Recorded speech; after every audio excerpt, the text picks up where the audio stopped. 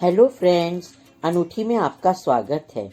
अर्जुन और धर्म युद्ध की मेरी जो कड़ियाँ चल रही हैं उन्हीं में आगे बढ़ते हुए कड़ी 41 से 44 में आज शेयर कर रही हूँ।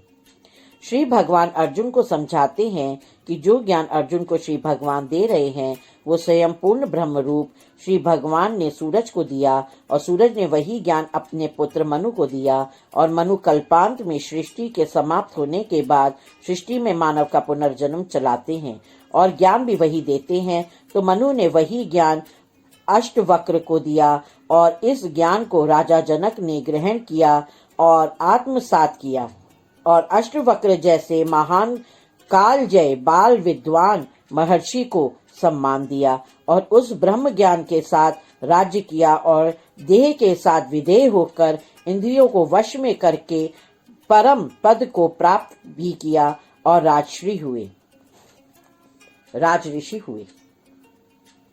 कहने का मतलब यही है कि इंद्रियों और मन पर इतना नियंत्रण हो कि ना तो कुछ भी ऐसी अभिलाषा हो कि उस अभिलाषा के लिए तृष्णा के भंवर में फंस जाए और जब तक वो अभिलाषा पूरी ना हो बेचैन रहे और कुछ भी प्राप्त करने के बाद खुशी में सब भूल जाए या कुछ भी खोने के बाद इतना दुखी हो जाए कि विक्षिप्त की भांति हो जाए। श्री भगवान से अर्जुन ने इतना प्रेम किया कि श्री भगवान उसके प्रेम के वशीभूत होकर उससे ये परम ब्रह्म का ज्ञान दे रहे हैं। ये ज्ञान सृष्टि के निर्माण से भी बहुत पहले से है और नित्य है, श्री भगवान के साथ है।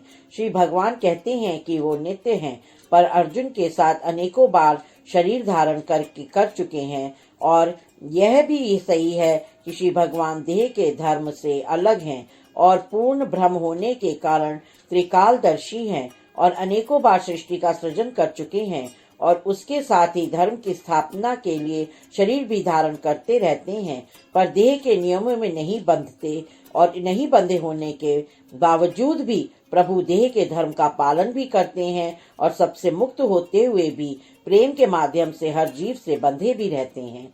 प्रभु जन्म मृत्यु के नियम से परे हैं पर सृष्टि का नियम पालन भी करते हैं और यही दिखाते हुए जैसे सूरज रोजाना उदय होता है अस्त होता है और दिखता तो यही है पर हकीकत में सूर्य वहीं विद्यमान रहता है जहां वो रहता है, केवल संसारी जीवों की दृष्टि से ओझल हो जाता है और पुनः दिख जाता है, पर कोई अन्य उस सूरज का स्थान नहीं ले पाता। सूरज तो सूरज ही रहता है। जैसे सूरज अपनी रश्मियों को अपने अंतर में ही समेट के रखता है और उन्हीं को बाहर फैलाकर संसार को प्रकाशित करता है, वैसे श्री भगवान अपने ही अंतर में अपनी माया को समेट कर रखते हैं और अपनी माया से सब संसार की रचना करते हैं, जीव निर्मित करते हैं और सब अपने ही अंतर में समेट लेते हैं। श्री भगवान संसार में अधर्म का नाश करके धर्म की स्थापना के लिए जन्म लेते रहे हैं। श्री भगवान के निश्चित कर्म और धर्म के लिए ही प्रकट होते हैं और निश्चित काल में धर्म की स्थापना कर सब लीला अपने भीतर समेट लेते हैं। संसारी जीव अपने कर्म के अनुसार और मोह के अनुसार तृष्णाओं के अधीन होकर जन्म लेते हैं और दुखी हो सुखी होते रहते हैं, पर प्रभु इससे मुक्त है।